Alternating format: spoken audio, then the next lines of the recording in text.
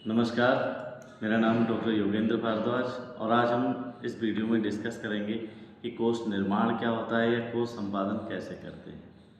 तो आज की इस वीडियो में जो हमारे लिए सुनने के लिए आएगा, जो हमारी चर्चा के बिंदु रहेंगे, वो हम एक बार बात करते हैं।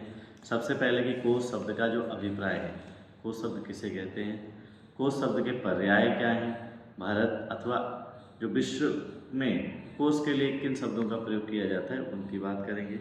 तत्पश्चात कोश निर्माण के उद्देश्य कि कोश का निर्माण क्यों किया जाता है, कोश निर्माण की ऐतिहासिक परंपरा कि कोश कब से शुरू हुआ, कब से आज के समय में उसकी जो विशाल श्रृंखला है वो कैसे आई है। कोश निर्माण हेतु महत्वपूर्ण अनिवार्य 3 तत्व जो भाषाविदों ने बताए हैं वो कौन से हैं। कोश निर्माण विधि अथवा कोश संपादन कला, उसकी चर्चा करेंगे और अंत में हम करेंगे कि समसामयिक संदर्भ में कोश की उपयोगिता अथवा कोश का स्वरूप क्या होना चाहिए, उसके विषय में कि कोश किसे कहते हैं। तो पहले हम बात करते हैं कोश निर्माण की, कोश संपादन, कोश होता क्या है। तो कोश शब्द का अभिप्राय यदि हम हिंदी भाषा में सरल शब्दों में देखें तो कहते हैं कि शब्दों का क्रमबद्ध संग्रह करना, उनका अर्थ निर्धारण करना और उनकी व्याकरणिक व्युत्पत्ति करना, उसको कहते हैं कोश। संस्कृत में कोश शब्द के लिए नपुंसक और पुल्लिंग दोनों शब्दों में प्रयोग होता है। कुछ संश्लेषण धातु से घय प्रत्यय करके अधिकरण अर्थ में और कर्तरी इस अर्थ में कोश शब्द की निष्पत्ति होती है। कहते हैं कि कुष्यन्ते आकृष्यन्ते फल पुष्पोत्पादक मधुपय परागादयो यस्मिन् सा कोशा, उसको कोश कहते हैं जिसमें मधुपय पराग आदि का जो शब्दों की निष्पत्ति होती है उस शास्त्र को कोश कहते हैं। अब कोश शब्द के पर्याय, तो कोश शब्द हम सामान्य रूप से जानते हैं कि कोश के लिए इंग्लिश में डिक्शनरी शब्द का प्रयोग होता है, जो कि डिसेयर जो लैटिन का शब्द है उससे बना है। इसका अर्थ होता है कहना या फिर बोलना। अंग्रेजी में इसको लेक्सिकन ऐसा भी कहते हैं और कोश कला को लेक्सिकोग्राफी। एक और शब्द है ग्लोसरी, इस तरह का भी कोश का शब्द का अर्थ होता है। और एक अन्य शब्द है थिसोरस, इसको भी हम कोश के पर्याय के रूप में ही प्रयोग करते हैं। अरबी, फारसी और उर्दू में भी एक शब्द है लुगत, उसको भी हम कोश ऐसा ही अर्थ में प्रयोग करते हैं जिसका मतलब होता है कि शब्दों का संग्रह। बेसिकली जो कोश कला है उसको हम कहते हैं लेक्सिकोग्राफी। लेकिन कुछ लोग क्या करते हैं कि सीमांटिक्स जो अर्थ विज्ञान है, शब्द विज्ञान लेक्सिकोग्राफी और अर्थ विज्ञान सीमेंटिक्स, तो लेक्सिकोग्राफी एंड सीमेंटिक्स दोनों को लोग एक जैसा मानते हैं अथवा दोनों का अंतर्ग्रहण एक दूसरे अंतर संबंध स्थापित करते हैं, जो कि सुसंगत नहीं होता है। शब्दों की निष्पत्ति, शब्दों का निर्वचन वही कोश होता है। आगे बेसिकली ये कहते हैं कि कोश विज्ञान का व्यावहारिक अनुप्रयुक्त पक्ष कोश निर्माण प्रक्रिया अथवा कोश कला यानी कि लेक्सिकोग्राफी कही जाती है, जिसमें शब्दकोश के निर्माण की प्रविधि व पद्धति का उपयोग किया जाता है। अब हम आगे बात करते हैं कि कोश जो शब्द है, एक कोश निर्माण होता है, उसका उद्देश्य क्या होता है। तो उसका उद्देश्य विशेषतः अर्थ, पर्याय, विलोम, व्युत्पत्ति, उच्चारण, प्रयोग और प्रतिशब्द आदि देना होता है। अगर हम इसको क्रम बाय क्रम देखें सोपानानुसार, तो प्रथम होता है कि व्यवहारिक उपयोगिता, इसलिए कोश बनाते हैं। शब्द सामग्री का चयन, वर्गीकरण और अनुप्रयुक्त शब्दों का भी अर्थ निष्पादन, इसलिए कोश का संपादन होता है। भाषाई संपन्नता और भाषाई समृद्धि को बढ़ावा देना। साहित्य निर्माण में शब्दार्थों के प्रयोग में आधार स्वरूप प्रदान करना, ये भी कोश का एक कार्य है। शास्त्र व समाज के मध्य एक सेतु का, भाषाई सेतु का निर्माण करना, भाषाई सेतु का आधार प्रदान करना भी कोश का उद्देश्य है।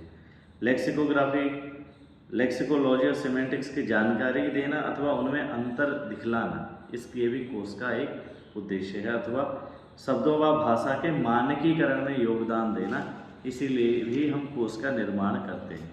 ये हम सभी जानते हैं कि भारत से प्रतिष्ठित हुए संस्कृतम संस्कृतिस्तथा, भारत की प्रतिष्ठा इन्हीं दो से, संस्कृत और संस्कृति से। तो संस्कृत में ही हमारा जो वैदिक संस्कृत और लौकिक संस्कृत है ये हमको प्राप्त होती है।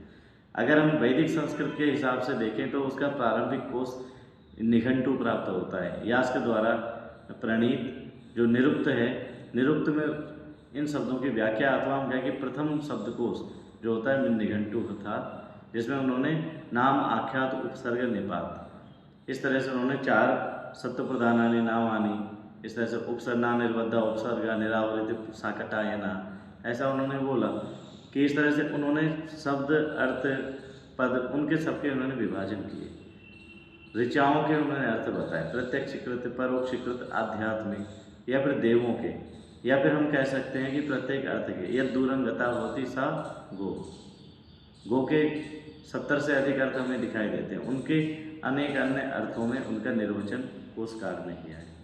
सामान्यतः जब हम ये दिखाई देते हैं तो इसका जो समय है लगभग 1000 ईसा पूर्व है, और जो आगामी 1000 ईस्वी तक जो पाश्चात्य परंपरा है उन्होंने ऐसा शब्दकोश का प्रारंभ किया, किंतु ये 2000 वर्षों की जो परंपरा रही वो भारत के द्वारा ही उसे बताया गया कि कोश किसे कहते हैं, कोश कैसे बनती है। भारतीय ज्ञान परंपरा में यदि हम बात करते हैं तो निघंटु, उत्पलिनी कोश, त्रिकांड, शब्दारणम, ये हमें कोश प्राप्त होते हैं। और जब 5वीं शताब्दी आई तो उसमें अमर सिंह द्वारा रचित अमर कोश वो भी हमें प्राप्त होता है। लौकिक संस्कृत का पहला शब्दकोश हमें अमर कोश के रूप में प्राप्त होता है।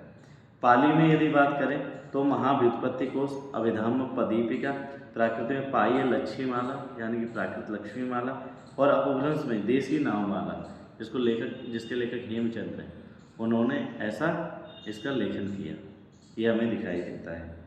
वाचस्पत्यम, भलायुध कोश, मेदिनी, इस तरह से हम भारतीय परंपरा में ये चली आ रही है।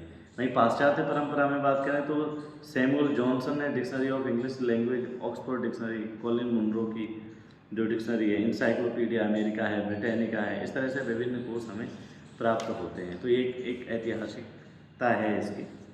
आगे हम बात करते हैं कोश निर्माण के लिए 3 अनिवार्य तत्व क्या होते हैं। पहला है कि व्याकरण, किसी भी शब्द का कर्ता, कर्म, क्रिया, लिंग, वचन, उसका कारक कैसा है, ये एक लेक्सिकोग्राफर, कोश संपादक के लिए आवश्यक हो जाता है उसे जानना।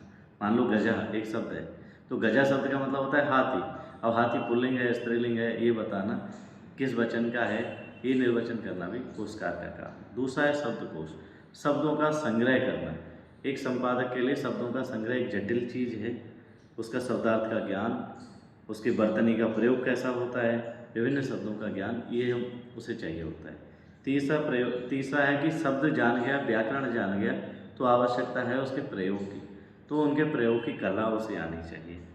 कि मान लीजिए कि विविध संदर्भों में एक शब्द का प्रयोग किया जाता है, तो किस संदर्भ में किस शब्द का प्रयोग किया गया। जब मान लो बलि शब्द है तो बलि शब्द का मतलब होता है कर, टैक्स, लेकिन बलि का एक अर्थ धार्मिक रूप से भी प्रयोग किया जाता है, तो कहाँ पर टैक्स के रूप में उसका प्रयोग किया है। बाली सस्यापि रघुवंश में प्रयोग किया गया है कि षष्ठांश दत्तेरपि एष धर्मा, कि षष्ठांश देना चाहिए बलि, तो उसको कर के रूप में है, और कहीं धार्मिक रूप से है तो वहाँ उस हिसाब से प्रयोग करना चाहिए। साहित्य शास्त्र जो होता है उसमें प्रतिभा और अभ्यास, जो इन 2 शब्दों का प्रयोग होता है, उसी में ही इन तीनों तत्वों का हम अंतर संबंध स्थापित करते हैं। आगे हम बात करते हैं कोश निर्माण प्रविधि। कोश निर्माण विधि में भोलानाथ तिवारी और द्वारका प्रसाद सक्सेना जैसे भाषाविदों ने इसके मुख्य 10 जो सोपान हैं वो माने हैं, तो उन 10 तत्वों की हम चर्चा कर लेते हैं। जिसमें सबसे पहला है शब्द संग्रह। एक शब्द विभिन्न भाषाओं में हो सकता है, अनेकार्थक शब्द हो सकता है, एक तरीके से उच्चारित हो सकता है, अनेक तरीके से उच्चारित हो सकता है, उसका मूल्यांकन करना, उसकी वस्तुनिष्ठता जांचना, ये एक समसाध्य प्रक्रिया होती है। तो सबसे पहले कोश निर्माण के लिए ये आवश्यक है। द्वितीय है शब्द निर्णय। कई बार एक ही तरीके से उच्चारण होने वाले शब्द जो होते हैं उनमें बहुत ही सूक्ष्म अंतर दिखाई देता है, तो वो सूक्ष्म अंतर स्पष्ट कराना, उनकी प्राथमिकता को जांचना, ऐसा निर्णय करना शब्द निर्णय द्वितीय सोपान। तृतीय है व्युत्पत्ति। शब्द की मूल व्युत्पत्ति क्या है। जैसे हमने कोश शब्द की जब हम बात की तो कुछ संश्लेषण धातु हमने व्याकरण की इसमें चर्चा की, ठीक है, लेकिन जब हम फिलॉसफी जैसे शब्द इंग्लिश का देखते हैं तो हम लैटिन में उसकी मूल व्युत्पत्ति पे जाते हैं। फिलॉस और सोफिया 2 शब्द से फिलॉसफी बनता है। इसी तरह से चौथा है व्याकरण। शब्द जो है संज्ञा है, सर्वनाम है, कृदंत है, तिङंत है, तद्धित है, किस तरह से शब्द है, अव्यय है, तो उसकी व्युत्पत्ति हमें कैसे आनी चाहिए, उसकी व्याकरण, ये हमें जानना चाहिए। 5वां तत्व जो है वो है कि उच्चारण। कोश में उच्चारण की स्पष्टता हो सकता है सांकेतिक चिन्हों का प्रयोग भी उसमें किया जाए। आज के समय में हम देखते हैं कि स्पीच टू टेक्स्ट आता है या टेक्स्ट टू स्पीच आता है कि जब हम क्लिक करते हैं तो वो उच्चारण करके दिखा देता है, वो भी हमें इस तरह से स्वर व्यंजनों का स्पष्ट उच्चारण करते हुए दिखाई देना चाहिए। ये हमारी अगली प्रक्रिया है। अगला है छठा इसका कि अर्थ। भोलानाथ तिवारी ने अर्थ के दो प्रकार माने, एक होता है पर्यायवाची, जैसे हमने कहा कि गौ शब्द के बहुत सारे अर्थ हैं, एक होता है ऐतिहासिकता। तो एक कोशकार को ऐतिहासिकता और पर्याय दोनों का ही दृष्टिकोण देखना चाहिए। मान लो कि कृष्ण शब्द है तो कृष्ण को कान्हा, गोपाल या फिर द्वारकाधीश इस तरह से नाम से बोलते हैं, किंतु किस शब्द का अर्थ कहाँ निष्पन्न होता है उसके ऐतिहासिकता पर भी निर्णय डालना होता है। आगे हम कहते हैं कि प्रत्येक शब्द का जो कोश होता है, कोश में प्रत्येक शब्द का अर्थ उसके ऐतिहासिकता के साथ दिखाई देना चाहिए। अगला है सातवां प्रयोग और वर्तनी। वर्तनीगत अशुद्धि परम आवश्यक है, क्योंकि जब भी उच्चारण की अस्पष्टता दिखाई देती है तो वहाँ उसकी अर्थ स्पष्टता के लिए वर्तनीगत अशुद्धि अथवा उसका उच्चारण सबसे मुख्य कार्य करता है। यदि तब भी स्पष्टता ना हो तो वहाँ संदर्भों का प्रयोग अथवा कालक्रम का भी प्रयोग करना चाहिए। जैसे पाली शब्द है तो पाली, पंक्ति, पत्ती, पाली कैसे बना तो उसकी ऐतिहासिकता हमें साथ में दिखा देनी चाहिए। अगला है चित्र। यदि जब हम दिखाई देते हैं तो चित्र वर्णन, यदि कोई ऐसी आवश्यकता रहती है कि जब हमें अर्थ स्पष्ट करने में थोड़ी सी चुनौती का सामना करना पड़ता है तो हम वहाँ कुछ कुछ शब्दों को चित्र के माध्यम से भी उसमें जोड़ सकते हैं, कि चित्रों के माध्यम से समझा सकते हैं। अगला है कि वैज्ञानिक प्रविधियों का प्रचलन। किसी भी प्रकार के कोश के निर्माण के लिए विभिन्न प्रविधियाँ भाषाविदों ने समझाई हुई हैं, उन विविध प्रविधियों का प्रयोग करते हुए हमें कोश निर्माण करना चाहिए। और 10वां जो अंतिम सोपान है वो है शब्द क्रम। शब्दकोशों में शब्दों की संख्या अधिक होती है। हम जानते हैं कि लाखों शब्द हैं संस्कृत में, तो उसको हम किस प्रकार से रखेंगे। अतः आवश्यकता पड़ने पर शब्द संयोजन पद्धति का भी प्रयोग किया जाना चाहिए, जिससे सुलभता से पाठक को उसका अर्थ पता चल सके। भोलानाथ तिवारी और द्वारका प्रसाद सक्सेना इन दोनों भाषाविदों ने भी इस संबंध में 5 प्रकार के शब्दक्रम बताए हैं। पहला है वर्णानुक्रम, कि वर्णमाला के अनुसार अथवा मात्राओं के अनुसार अ, आ, ई इस तरह से, या का, की, कु, इस हिसाब से हम वर्णक्रम के अनुसार कोश का संपादन या निर्माण करें। दूसरा अक्षर संख्या, ये प्राचीन काल में चलती थी, बहुत ही जटिल पद्धति है, तो इसको हम ऐसा देख सकते हैं। अगला है विषय क्रम, जैसे अमरकोश है, अमरकोश ये था आयुर्वेद कोश है, तो उसमें विषयों के अनुसार कि ये औषधि वर्ग है या फिर ये फल वर्ग है, पेय वर्ग है, इस तरह से वर्गों के अनुसार हमें कोश दिखाई देते हैं। अगला है स्वर क्रम। कुछ भाषाएं जो होती हैं वो सुर प्रधान होती हैं, तो उनमें सुरों के अनुसार से कोश निर्माण किया जाता है। और अंत में 5वां है व्युत्पत्ति के आधार पर कोश। ये विशेष रूप से अरबी में प्रचलित है। इस तरह से कोश हमें 5 प्रकार के अनुक्रम दिखाई देते हैं। आगे हम बात करते हैं कोश के प्रकार। कोश के प्रकार बेसिकली 4 प्रकार के बताए जाते हैं, कि व्यक्ति कोश, किसी एक व्यक्ति की अनेक पुस्तकें हैं, जैसे कालिदास की है तो कालिदास कोश, या कालिदास ग्रंथावली हमें दिखाई देती है तो उसका कोश। दूसरा होता है पुस्तक कोश, जैसे रामचरितमानस है तो उसका एक मानस कोश है, रामायण है रामायण कोश है, महाभारत महाभारत कोश है, तो किसी एक पुस्तक पर आधार करके एक कोश निर्माण करना।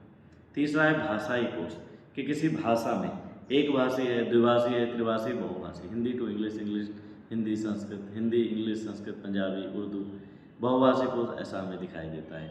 आगे होता है विषय कोश, कि विषय कोश में जो हमारी आती है परंपरा कि एक विषय को आधार बना करके कोश निर्माण करना, कि हम किस प्रकार से कोश बनाएं। आयुर्वेद है तो आयुर्वेद कोश, गणित है तो गणित का कोश, विज्ञान है विज्ञान कोश, ज्योतिष कोश, इस तरह से विभिन्न प्रकार के विषय आधारित कोशों का निर्माण भी किया जाता है।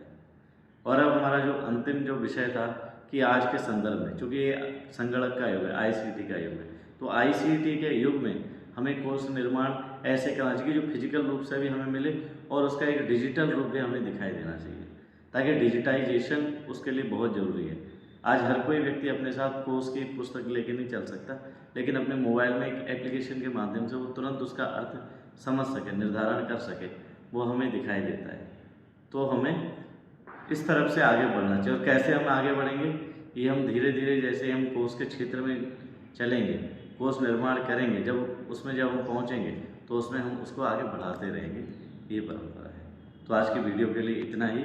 बहुत बहुत धन्यवाद।